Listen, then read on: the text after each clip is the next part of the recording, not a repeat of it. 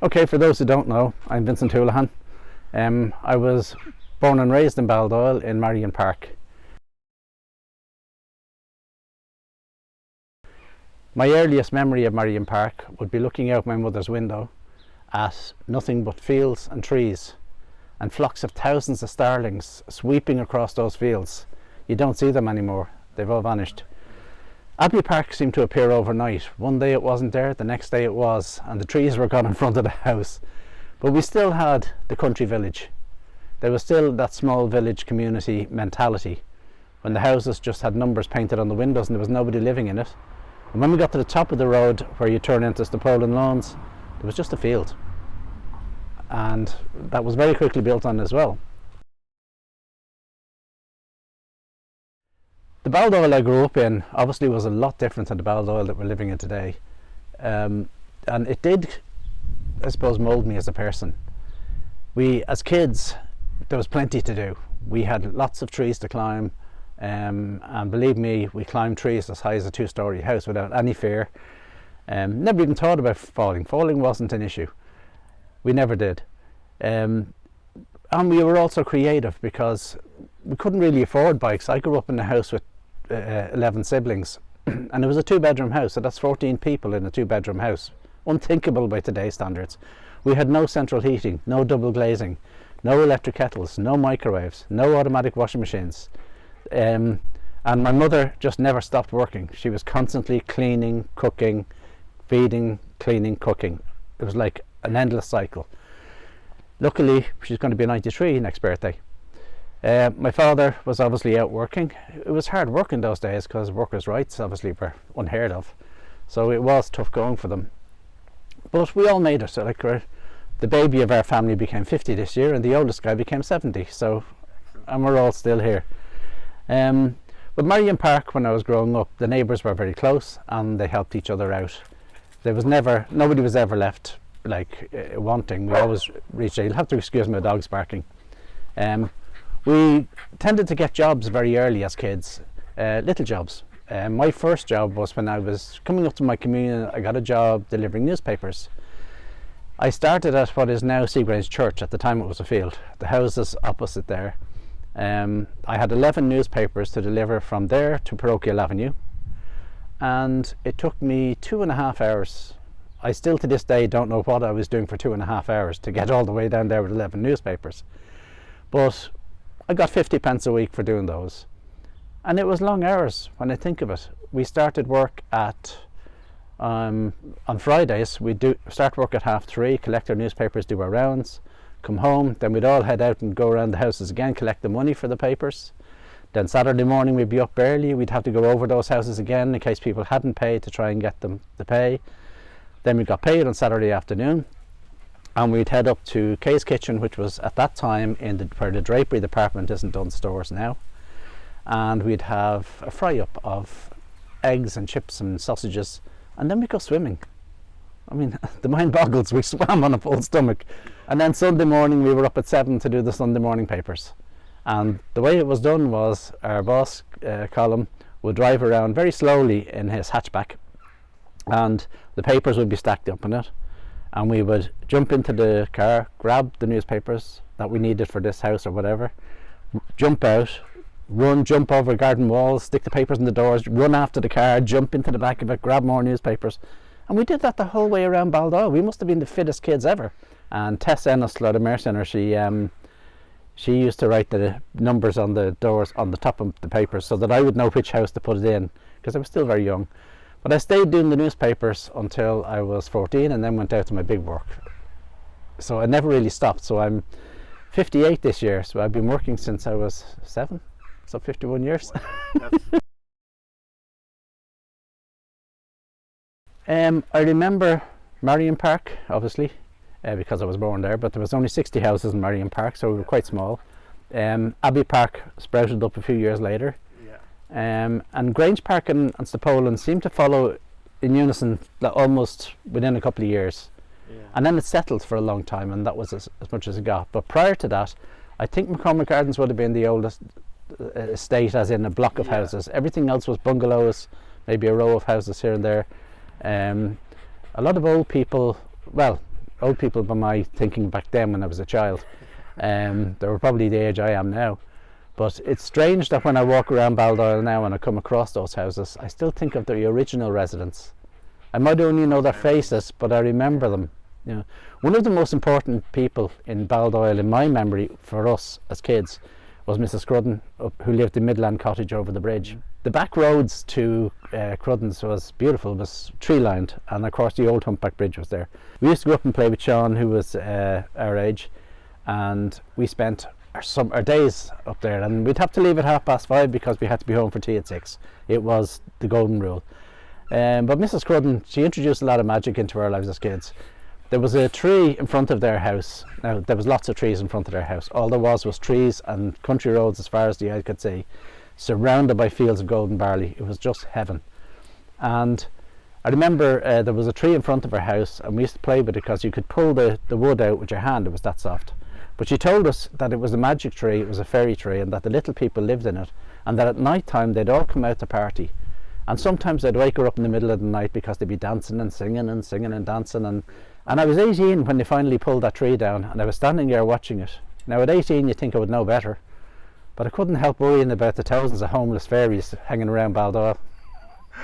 But well, they probably had the race course there to move into, you know, that's a new place. So. Exactly, but then they all kind of vanished slowly. Crudden's house disappeared under new houses. It went from a village into a town that we know today, and there was suddenly one night I woke up and I heard a siren going off in a factory, and I realised, oh my God, it's changed. Now, it wasn't sudden obviously, but to me it was like 1 minute I'm living in the countryside and the next minute I'm in a town with an industrial estate. And we were told, like, one of the sounds I remember hearing at night would be the train. The train would be running. We were told it was the Belfast train, but to me as a child, I thought that was the name of the train, like Thomas the Tank Engine. I didn't realise Belfast was a place. You know. But like it was a great place to grow up in. We had a lot of freedom. We were very creative kids because we couldn't afford to buy bicycles. So what we used to do was, the place I'm living in now used to be a dump. And we used to come down and get bicycle frames that people would throw out, and we'd go home with the bicycle frames and we'd work our newspaper around and get the money together to buy tyres and tubes and belts, and we'd build the bicycles up ourselves. And I remember my first ever bike, I was so proud. I had this big bike, big wheels, fabulous, and I was cycling proudly down the road, and the bus, the 32B, used to stop in Abbey Park beside the green, and I overtook the bus was at the terminus, and as I cycled past, the front wheel flew off the bike and continued rolling down the road, and I'm standing there in a very painful position looking at my wheel disappear and having to carry the frame of a bike home. Then there was the other side of Baldoyle, was the ghost stories. Now, anyone who grew up in Baldoyle would remember the ghost stories. We had the headless horseman. Well, I mean, every racecourse needs a headless horseman. I mean, there wouldn't be a racecourse without one. We were told that apparently he died trying to jump the water jump and fell and broke his neck, and he constantly now keeps trying to complete that jump. Well, he's going to be in for a surprise now, because he's liable to end up in somebody's sitting room while they're trying to watch the telly, and they won't be impressed if he blocks the screen. And then there was the Humpback Bridge. There was the story of the jilted lover, this woman who was supposed to cross the bridge at midnight. Everything happened at midnight. The horseman and this woman happened at midnight. And she was said to be seen walking back and forward across the bridge, where she decided that her lover wasn't showing up, so she killed herself, and of course her soul is endlessly going to be crossing that bridge. Another one is in for a shock because she's surrounded by apartments now and traffic. And then when you go further down to where the old crossroads were, not the ones we know now where the roundabout is in Donamead, on the far side of that little church that's sitting there was where the crossroads was. The devil was supposed to have appeared at the crossroads at midnight. It seems like the whole town just lit up at midnight with spirits. People who were said to have ventured down there at midnight were said to have encountered this man standing at the crossroads with a cloven hoof. Now, I never saw him myself now, I just have to go on hearsay. But in one way, it was a great way of keeping your kids from straying too far from the house. You know, especially at night time. We weren't allowed out at night, and the story. I remember in Marion Park when we were very small, around 3-4 years old, the green was divided into two sections. You had a small section with short grass, and on the other side where Abbey Park is now was the long grass. We weren't allowed to go to the long grass. Well, the river was there, but the long grass was more over to the. It was even before the river, maybe that's why we weren't allowed to go there, because we'd come back soaked. And there was 3 flower boxes, they were called. One in front of O'Sheill's house, one in front of our house, and one in front of what was McManus's house. But there was never flowers in them; they were just weeds. I suppose today you'd call them wildflowers. And then there was the cat shrubbery, which everyone knew that where Bredigan's house was, built later. And I remember my first day in school. That would have been 1966. And my sister and my neighbour Mary Hanway brought me to school. And my mother gave me a penny, which was big money in those days, to buy something in the shop. Now the shop is where Ace Hardware is, Robbie McNamara's shop is now, Expert Hardware. It was then called Slowey's. And I remember vividly going into the shop, and Mrs. Slowey was there, and she asked, was it my first day in school? And she took down a jar and she gave me some sweets, and I went off into school. And I remember going in through the blue door of the old building, and Mr. Marnham was standing there with the big book. And I had heard that when you die you went to heaven, and God had this big book with your name in it. And I'm looking at this guy who's a giant in my eyes. I'm 4 years old, and he's twice the height of my dad, and he has my name in the book. So then I went into the classroom, and my teacher's name was Miss Ryan, and there was a fire lighting in the fireplace, maybe to make us feel at home, lure us into a false sense of security. And she played the accordion, which I thought strange, because my dad played the accordion in our house, and she was a woman, and in those days women didn't play accordions in my mind. I'm 4 years old. But she played the accordion, and we had a great day. And then the next day the fire wasn't lighting, and the reality started to kick in. But there was also, we were moved the next day to 2 prefab buildings, which were over beside the ditch in the school playground now. And there was 2 classrooms in each prefab. And we were there for, I'd say, about a year or so, and they started building the school as we know it now. So I moved into that school when I was in high infants with Miss Hargrove. And one day Mrs. Hargrove took us out down the field at the back of the school to pick cowslips for the May altar. And I can still see her vividly standing there singing "May is the month of Mary." And I'm looking at beautiful blue skies like today. And I didn't realise at the time that the place I was sitting was actually going to be my back garden 30 years later. And I've seen the town grow up, and I think it did mould me into the person I am today, because I love working. I've always worked. It's what I've done. I love being active. I love having something to do. Mrs. Crudden's idea of the fairy tree and getting us to protect the tree, because obviously the little people owned it, I think it opens a door of creativity in a child's mind when you're allowed to explore something that is different than maybe. I love plants. We were told by Mrs. Crudden even that, and even my father, he was a countryman from Limerick, but I was told by Mrs. Crudden that, we were told, that the trees and the land were all cared for by the little people, and we had to respect it for the little people, and that kind of stays with you as you grow older. Now, when I started secondary school, plant biology was my favourite subject in science, and I learned so much about what plants do for the environment, how we couldn't possibly live without trees. And I love trees. I keep planting them, you know. I keep planting plants, flowers, you name it. And the flowers even in themselves are just magic. They do so much for, well, they obviously keep the bees alive, and the bees keep us alive because they provide our food. But going back to my father and mother, they were, you could say they were immigrants. They came from Limerick. They were both born in Limerick, Mum in Kilbenny, which is just outside Mitchelstown, and my dad in Kilmallock, which is only 20 minutes away from there. Post-war, there was no work in the countryside, especially for women. So Mum came up to Dublin, and she got a job as the local midwife's nanny. Her sister had come up before and was working there, Nurse McGinn.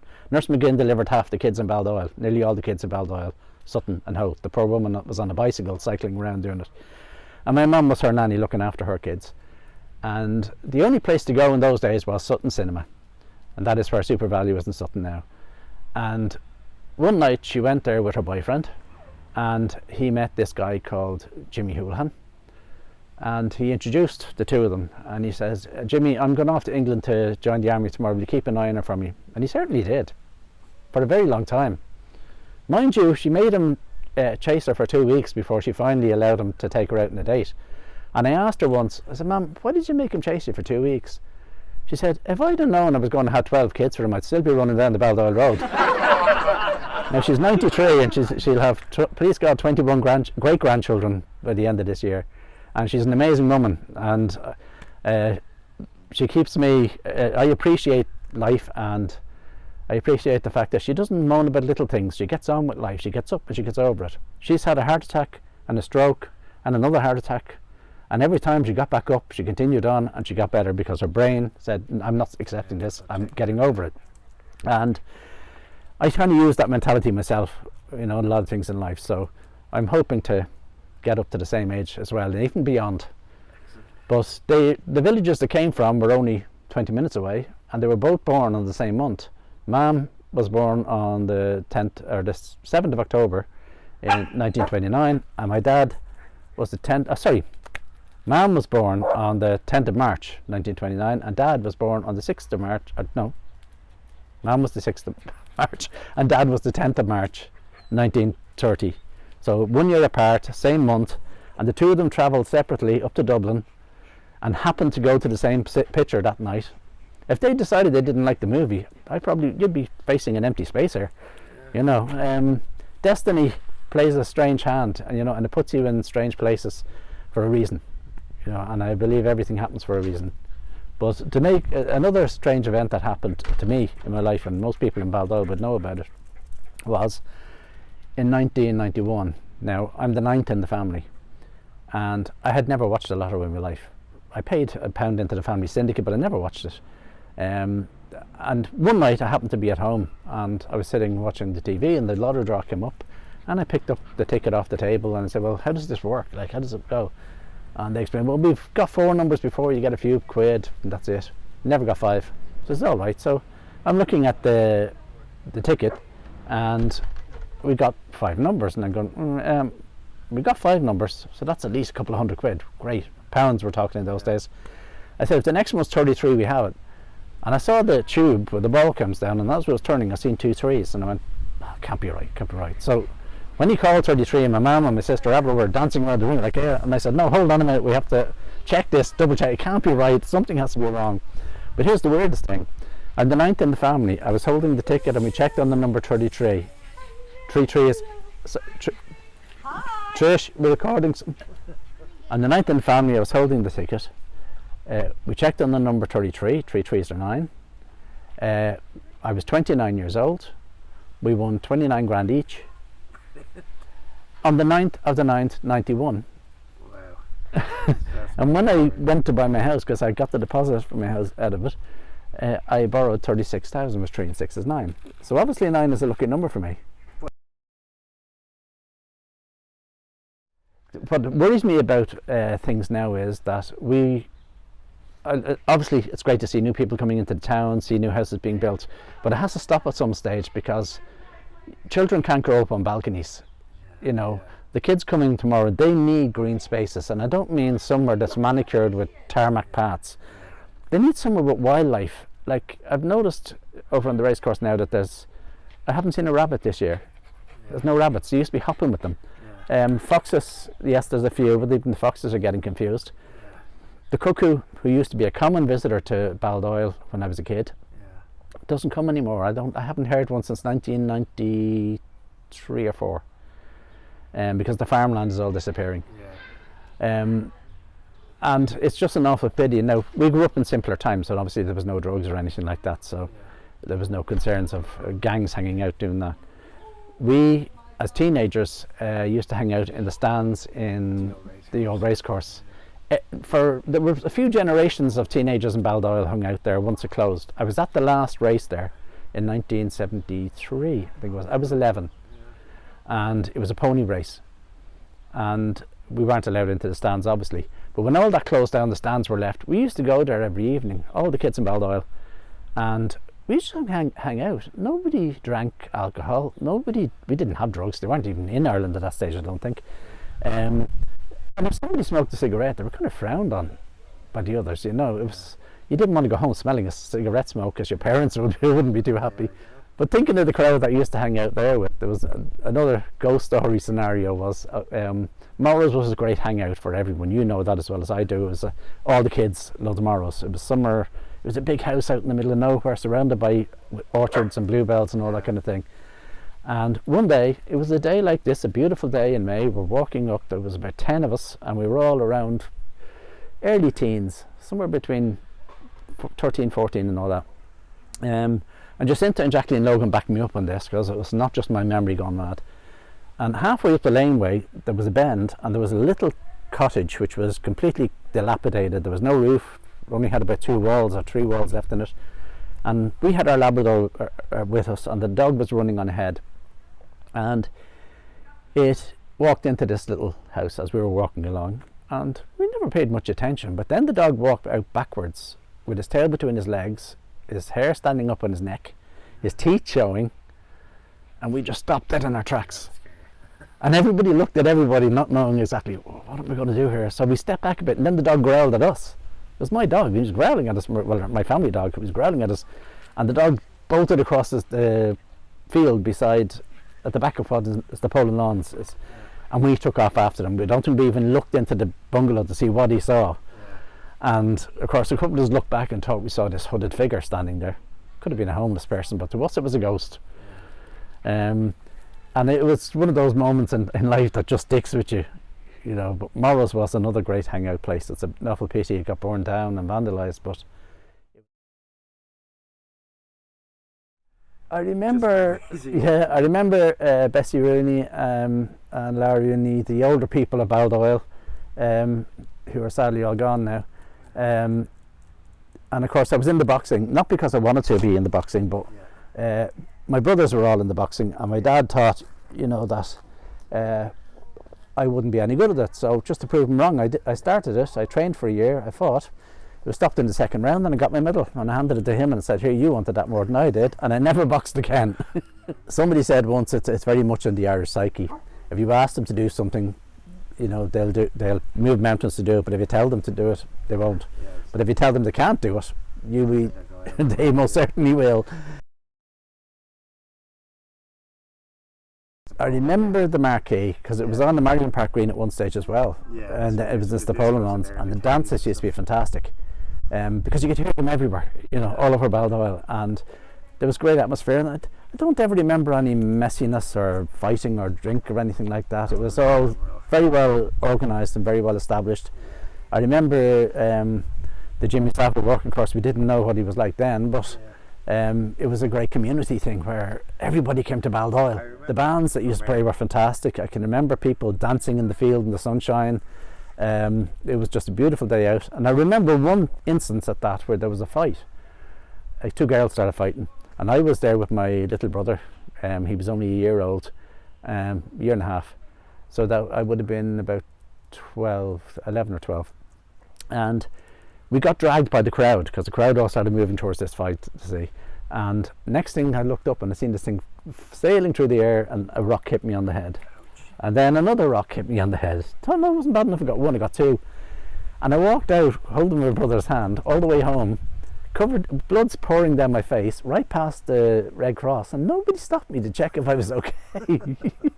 It was strange. And I remember in the early days, we used to be able to get, oh no, they were very strict, they wouldn't let you in the door net.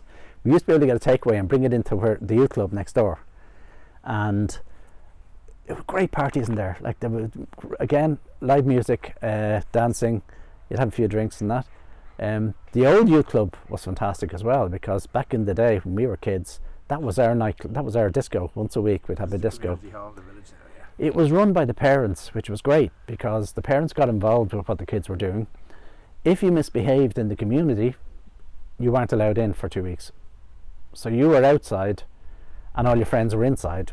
So we'd encourage you to kind of watch what you were up to. You know, nobody wanted to be excluded from the disco. And when we all finished to go home, there would be people standing at the corners to make sure nobody was doing knickknacks or messing on the road going home. So the neighbours didn't have to worry about that. But the race course was probably one of the best things that we ever had here as a kid growing up, and we had a great sense of freedom. And as I said, there was never any trouble. There was never any. My parents were probably very strict in the sense that my father wanted to know where we were, when we were coming home, and who we were with. You know, or we had questions to answer when we got home. Yeah. And if a neighbour knocked at the door, we were in trouble. Exactly. Before he even found out why they were knocking, we were in trouble. But you know, a funny story about my father, Lord have mercy on him, he passed away when he was 56. We have a side garden in our house in Marion Park, and my dad decided one year, I'm going to plant cabbage in it. So we planted rows of cabbage, and it was a lot of hard work, and he put a lot of effort into it. And then we were just ready to pick it, and we woke up one morning, and we heard cows mooing in the garden. Yeah. And when we looked out, it was like somebody had gone down through the cabbage with a machete, and there was a herd of cattle in the garden. They had knocked the wooden plank down that was blocking it and got in and completely severed every head of cabbage in the garden. So needless to say, that went for nothing, you know. But it was just funny that they were just ready to pick. Yeah, well, I have 4 brothers who were butchers, so obviously butchering is in the family. We come from farming backgrounds into butchers and keeping the chain going. But yeah, a family butcher would be good. Today, I think people have more transport, so they can kind of get up to Donamead where you kind of have that. What we do need in Baldoyle, though, and they've only just introduced a pass machine in here, or a cash machine, recently, and we needed that for years. A bank wouldn't be a bad idea, because I have to walk the whole way up to Sutton to get to a bank. And like, I cycled for 50 years. I've only just started driving recently again, because I'm getting on in years.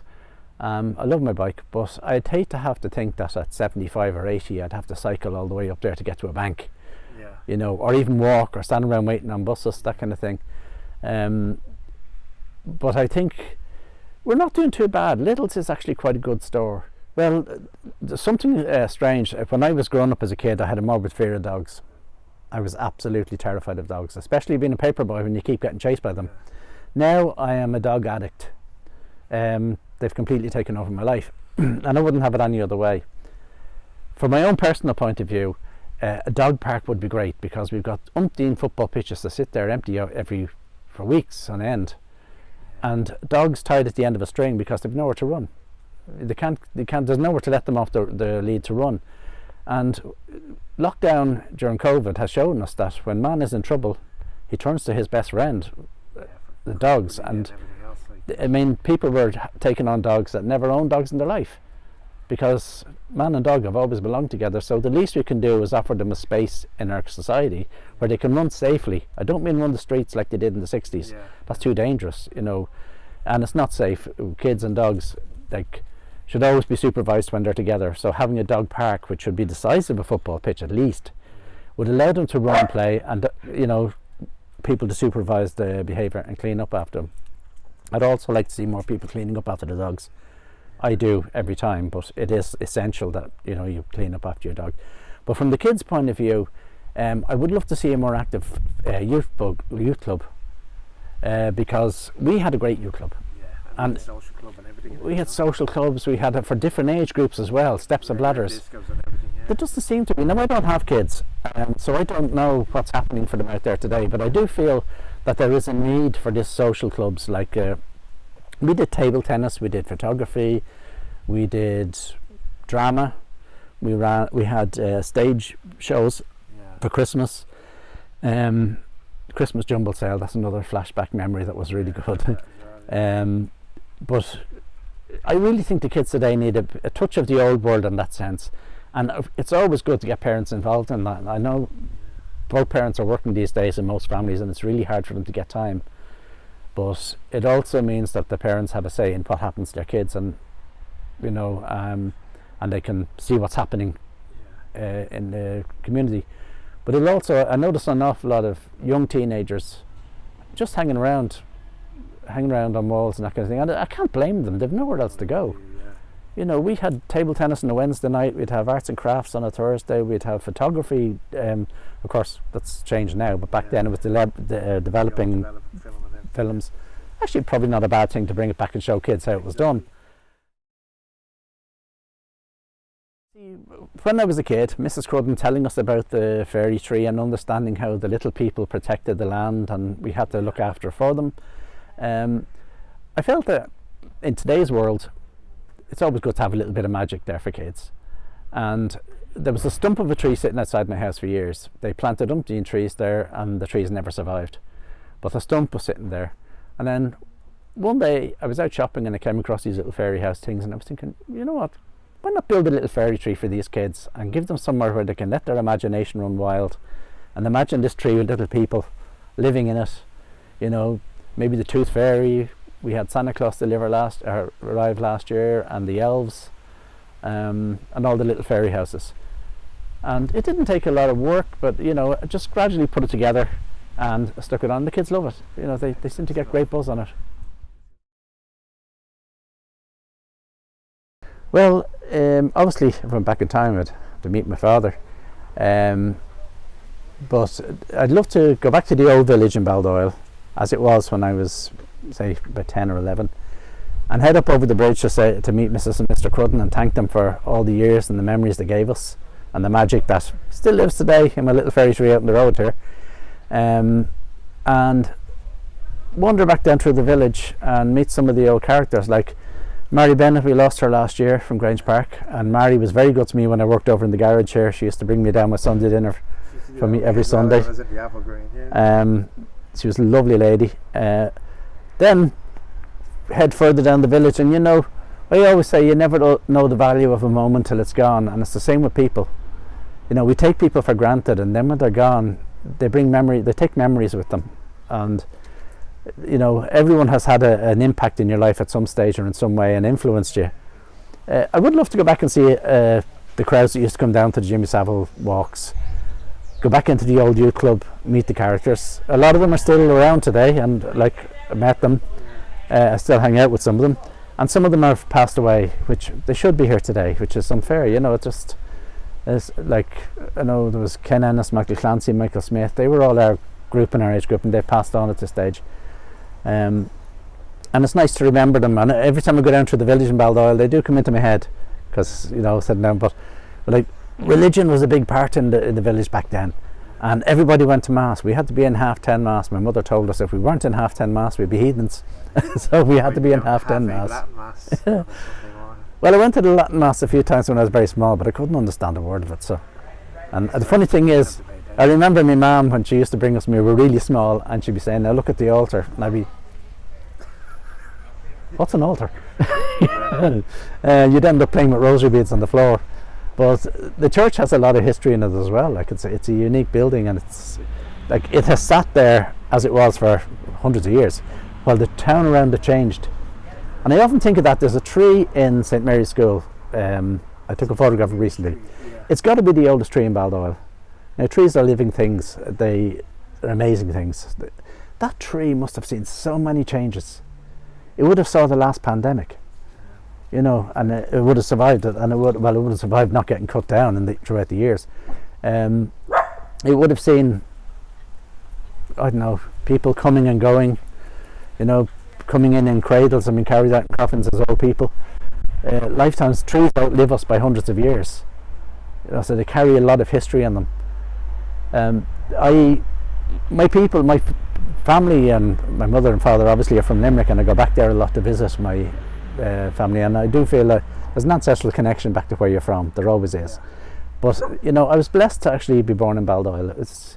I think the reason my folks settled here was because it wasn't too unlike the villages they left in Limerick.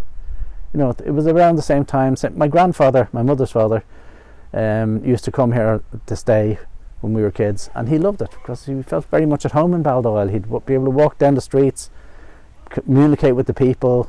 It was a small village just like the one he lived in.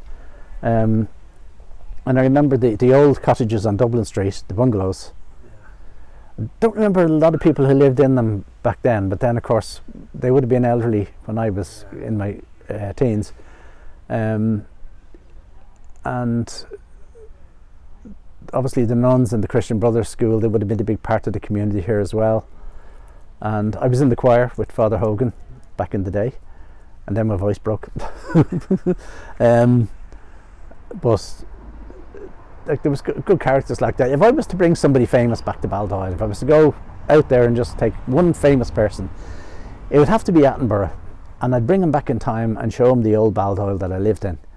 And the ecosystem was amazing. Like, we had barn owls, we had cuckoos, we had starlings, like in numbers that we don't have today, like thousands of them, farmland, and lots of frogs. And here's an interesting thing: the frogs made a comeback in the racecourse a few years back, and that's, I heard, a sign that the ecosystem is starting to balance itself out again. This year they weren't there, so something has interfered with their return, so there's obviously more building taking place over there. But I would like to see Attenborough come back and maybe use his influence to just keep things as they are now. That's it. We've done our bit for, you know, housing. Let's keep a green area so that the kids that come out of the new houses will have somewhere green to experience. Not, you can't live in concrete.